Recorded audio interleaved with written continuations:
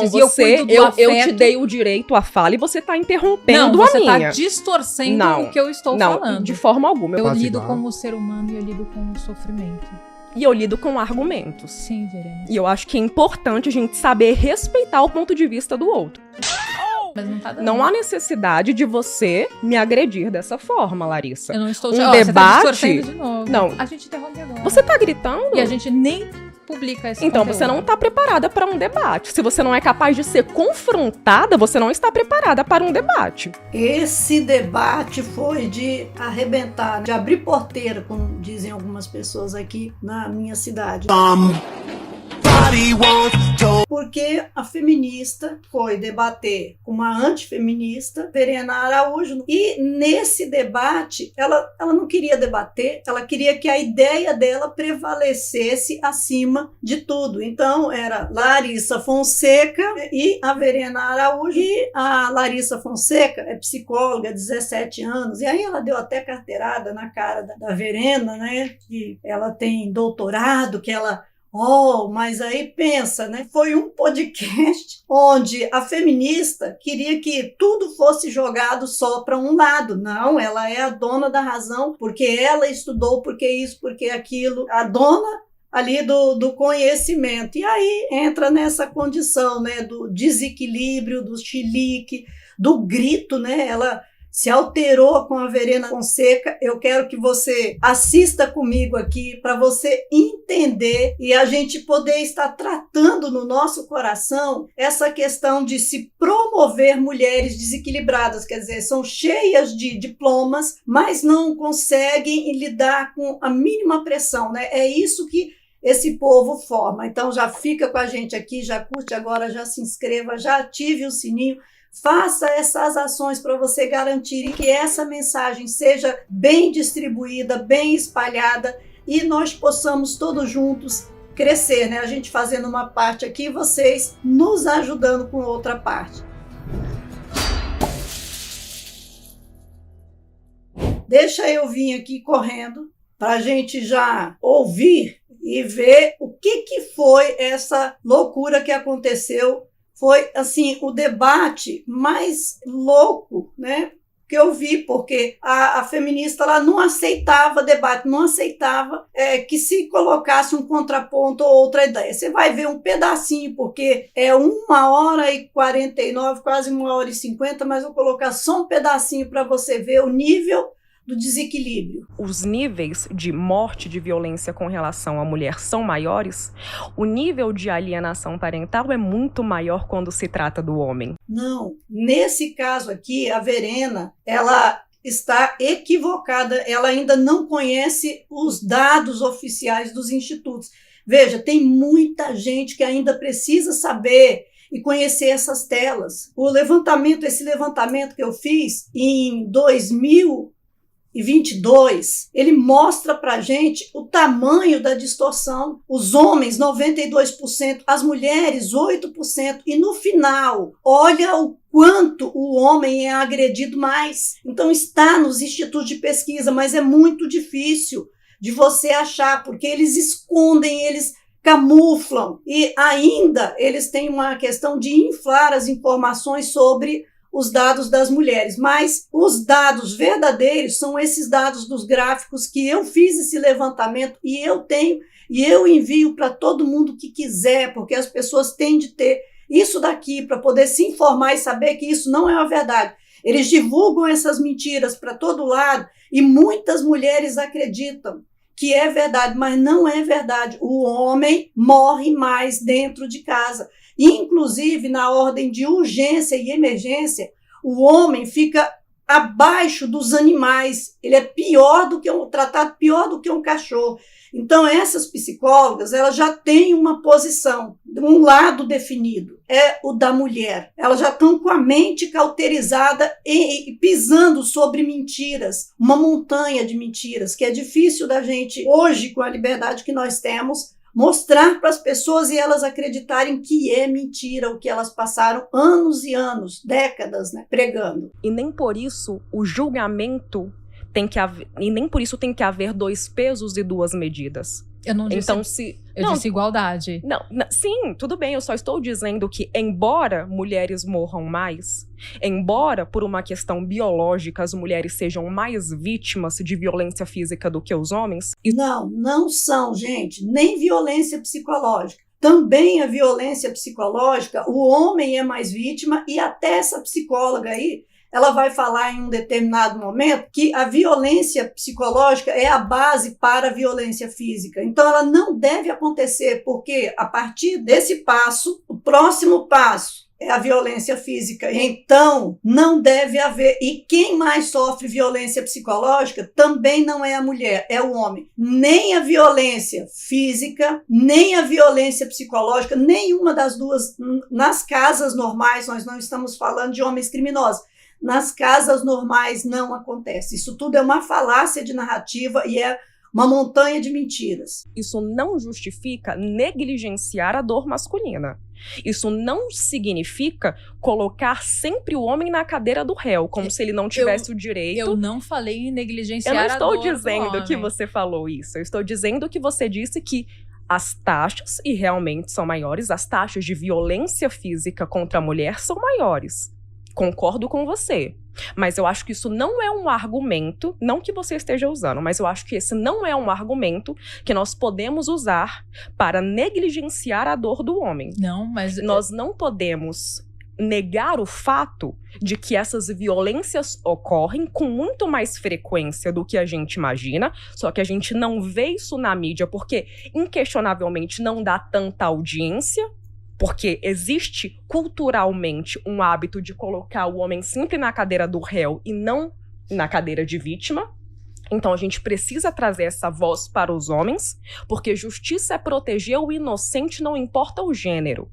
Existe uma prevalência de violência contra a mulher, assim como existe uma prevalência de alienação parental contra o homem. Mas isso não significa que devem haver dois pesos e duas medidas. Você sabe, o homem deve ser punido tanto quanto a mulher deve ser punida. E essa equidade sim é extremamente fundamental no sistema judiciário. Nós nunca falamos isso e eu nunca trouxe essa questão de não ter a igualdade. Mas quando você traz alienação parental, é muito interessante ressaltar e trazer o ponto de que, se existe uma alienação parental, o quanto que o papel deste pai na criação e no afeto com o filho está existindo. Homens também fazem alienação parental. Homens também viram e falam: essa sua mãe não serve pra nada. Olha só, mas você ela não trabalha. Acha que é maior nas mulheres? Por qual motivo? Porque as mães estão muito mais prevalentes na criação dos filhos e no afeto com os filhos, presente no dia a dia deles. Então você tá... Olha lá, agora, presta atenção. Olha só o que vai acontecer da agora para frente. Não pode contradizer, não.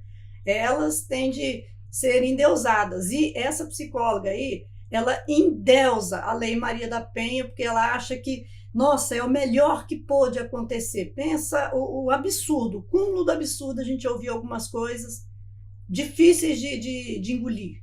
Está justificando a alienação parental? De forma nenhuma. Eu estou dizendo que os pais devem ter um papel mais superior em relação à criação dos filhos, ao contato com os filhos. Se ele não tiver um papel efetivo nesta criação, ali na frente vai ter uma grande diferença. Porque todos os momentos que essa criança estava chorando, todos os momentos que essa criança precisava de ajuda, era só a mãe que ela tinha. Se esse pai está o tempo inteiro trabalhando, como que ele vai estar presente nesta criação e nesses momentos de dificuldade? Você não Eu tô acha? falando de amor. Eu tô falando de família. Eu tô falando que os dois devem estar presentes como mãe e pai, e não só um lado. Porque eu sei o valor de quando meu marido vira pro meu filho e falo: filho, isto é muito sério. É muito diferente de quando eu viro pro meu filho e eu tô presente todos os dias com ele dentro de casa e falo: filho, isto é muito sério. O destaque que o meu filho dá quando o meu marido fala, e eu acredito que muitas mulheres vão se identificar com isso, é totalmente diferente. Assim como na demonstração de afeto, quando o pai traz o amor e traz o carinho, a criança se sente um acolhimento, não que ela não sinta com a mãe, mas ela sente com a mãe o tempo inteiro. E a presença desse pai no afeto se faz fundamental no desenvolvimento e na segurança dessa criança. Você não acha que esse seu argumento está culpabilizando a vítima? Porque, veja bem, uma mulher que sofre violência doméstica, ninguém olha para ela e diz: mas você não foi presente, né, quanto à sua voz, você não teve uma voz ativa, você não foi proativa, você foi passiva, você aceitou o inaceitável, você abriu mão da sua dignidade em prol de um conforto financeiro. Ninguém culpabiliza a vítima quando se trata de uma mulher. Mas quando você me diz que muitas vezes a criança está sendo alienada pela mãe porque o pai não está presente, você não acha que isso coloca um fardo injusto nas costas dos homens? Porque, veja bem, eu não sei se você é pai, mas imagina um cenário. Inclusive, recentemente, saiu uma reportagem que mostrou que um homem ficou 9 anos preso porque a mãe influenciou os filhos a dizerem que ele abusava sexualmente das crianças. E depois, com terapia, laudos psiquiátricos, psicológicos, foi provado que a criança estava sofrendo alienação. Mas 9 anos se passaram e o pai seguiu preso. Então, quando você, Larissa, diz que será que essa alienação parental não ocorreu porque o pai estava ausente, eu acho que você está usando um argumento que culpabiliza a vítima. Um recorte que eu não estou gostando. E não, aí a gente encerra agora, porque eu atendo pacientes e eu cuido do afeto. Eu te dei o direito à fala e você está interrompendo a minha. Você está distorcendo o que eu estou falando. Não, de forma alguma. Eu te dei o direito à fala e você tem todo o direito de discordar e de mostrar o seu ponto de vista. O que você não tem o direito é de interromper a minha fala e tirar... Eu estou interrompendo porque senão a gente Mas você está interrompe gritando? agora. A gente interrompe agora. Você está gritando? E a gente nem publica esse Então, conteúdo. você não está preparada para um debate. Se você não é capaz de ser confrontada, você não está preparada para um debate. Encerramos agora, pode ser? Quer mudar de assunto, mudar de pauta? A gente muda de pauta. Larissa, porque você fica feliz com a discussão e com a distorção do Larissa, que você tá eu fazendo. acho que debate... Eu trato pessoas, eu trato o ser humano, eu trato o sofrimento. Eu não quero... Tudo bem. E eu acho que você tem que, então, se preparar melhor emocionalmente, porque você está extremamente agressiva. Não há necessidade disso. Eu acho que a gente pode ter aqui um equilíbrio emocional. Mas não tá dando. Não há necessidade de você me agredir dessa forma, Larissa. Eu não estou... Um debate... Você tá distorcendo de novo. Não, então, Larissa, um debate consiste em um apresentar uma visão e o outro apresentar outra visão. Gente, a Verena Araújo, show, como que ela está preparada tanto no conhecimento quanto nos argumentos. E fazer o recorte, e haver dizer um que respeito, eu estou a favor da alienação parental contra os homens. Larissa, eu não disse que você está a favor, eu estou dizendo que o seu argumento, ao meu ver, e esse é o meu direito, direito constitucional de poder me expressar. Vai lançar agora a Constituição. Mas, Larissa, é um direito constitucional. Gente, tudo que você vai falar, eles debocham. Não, o que eles vão falar tem de ser aceito. Aí não pode citar a Constituição, é a lei. Eu tenho um direito à voz e de expressar a minha opinião. Você tem toda a razão. E eu tenho um direito. Mas, Larissa, desculpa, eu acho que você está despreparada emocionalmente. Não há necessidade de você se sentir...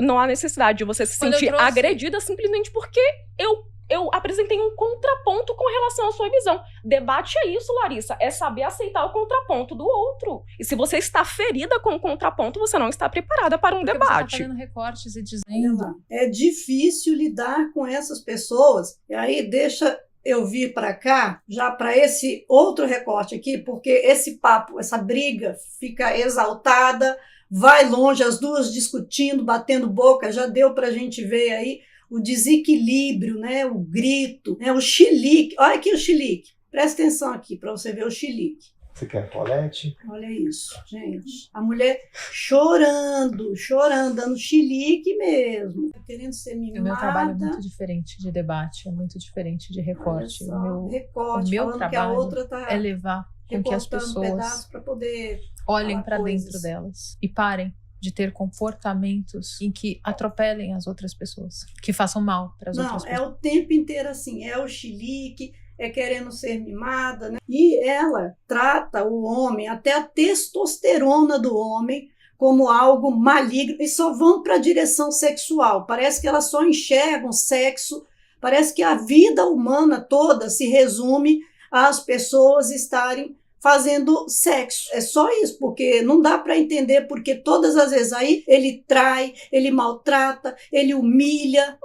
Sim, só vai para essa direção. Mas olha para as pesquisas, 50%, 50%. Então está de par a par das pessoas que não valem nada.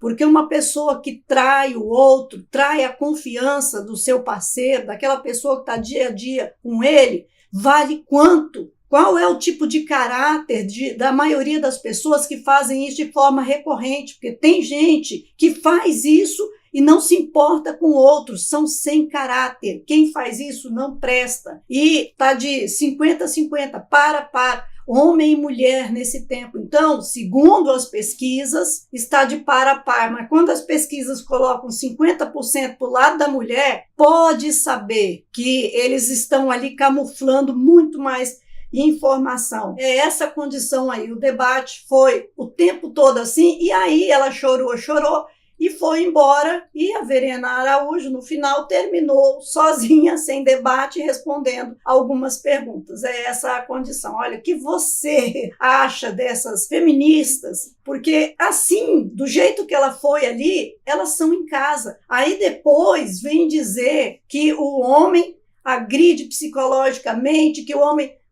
elas não têm nenhum equilíbrio de questionamento. E aí, dentro de casa, como é que fica essa situação? Deixa aqui seu comentário. Não saia daqui sem conhecer os meus livros. A gente tem um material riquíssimo que a gente quer que você conheça e se fortaleça.